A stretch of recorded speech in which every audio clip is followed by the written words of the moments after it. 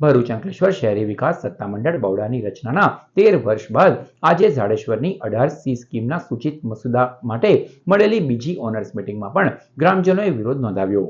બરોડા દ્વારા ટાઉન પ્લાનિંગમાં અગાઉ જાડેશ્વરની 18A અને B2 સ્કીમની ઓનર્સ મીટિંગ 1.5 વર્ષ પહેલા યોજાઈ હતી। ત્યારબાદ આજે 18Cની ઓનર્સ મીટિંગ જાડેશ્વર પાટીદાર પંચની વાડીમાં મળી હતી।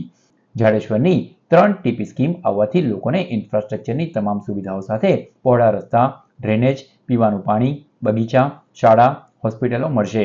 બરોડાના મુખ્ય કારોબારી અધિકારી કે બીજા કોઈ મુખ્ય અધિકારીઓની ગેરહાજરીમાં જ ઓનર્સ મીટિંગ યોજાઈ હતી, જેમાં વિરોધ વંટોળ ઉઠતા પોલીસ બંદોબસ્ત ખડકાતા મામલો થાળે પડ્યો હતો। આજરોજ જાડેશ્વરમાં ઓનર્સ મીટિંગનું આયોજન કરેલું, જેમાં બરોડાના જે ઉચ્ચ અધિકારી હોય એ કલેક્ટર સાહેબ જે અહીંયા કંઈ ઉપસ્થિત નથી અને હાલ જે બરોડા દ્વારા જે ટીપી સ્કીમ લાવવામાં આવેલી છે 18C, તેમાં કંઈક ને કંઈક જગ્યા પર ભ્રષ્ટાચાર જોવા મળી રહ્યો છે। જે જાડેશ્વર તવડા રોડથી લઈને જે જાડેશ્વર ચોકડીનો જે રોડ છે, અહીંયા કંઈ જે બિલ્ડરો દ્વારા જે બાંધકામ કરવામાં આવેલું છે એની જે માર્જિન જગ્યા જે 20%, 40% જે છોડવામાં આવતી હોય એ પણ નથી। એટલે આ એ જે કંઈ જમીનો છે એ છોડવામાં આવતી નથી। સ્થળ મુલાકાતે હું તમને સરકારના જે અધિકારીઓ પ્રતિનિધિ જે હોય એમને હું કંઈ ચેલેન્જ આપું છું કે જગ્યા ખુલ્લી કરી આપો, તમે તે જાઓ, જુઓ કે કઈ રીતે પરિસ્થિતિ ઉપસ્થિત થયેલી છે।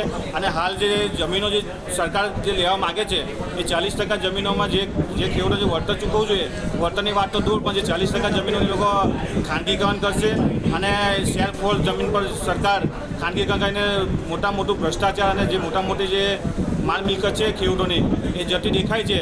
એટલે હાલમાં સરકારને જે કલેક્ટર અધિકારી છે એમને આજે હાજર રહેવું જોઈએ, તે હાજર નથી।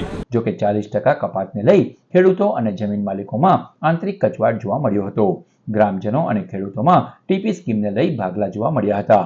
6 માંગણીઓ સંતોષાય તો ટીપી સ્કીમ આવકાર્યનો સૂર ગ્રામજનોએ વ્યક્ત કર્યો હતો।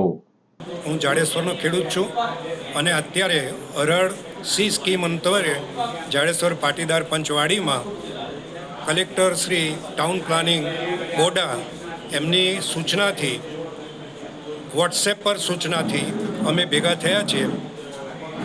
અમારો માગણી અને લાગણી એવી છે કે જે 40% કપાત ટાઉન પ્લાનિંગમાં જે મફત કાપી લેવામાં આવે છે એ બાબતમાં અમારો સખત વિરોધ છે। બીજું કે ખેડૂતો સિવાય સમાજમાં કે શહેરમાં કે ગામડામાં બીજા કોઈ પણ વ્યવસાય કરનાર વ્યક્તિનો સરકારનો ડેવલપમેન્ટમાં કોઈ મફત મિલકત લેવાની થતી હોય તો એવો એકાદ દાખલો પણ કોઈ અધિકારી મને બતાવે તો અમને સંતોષ થશે।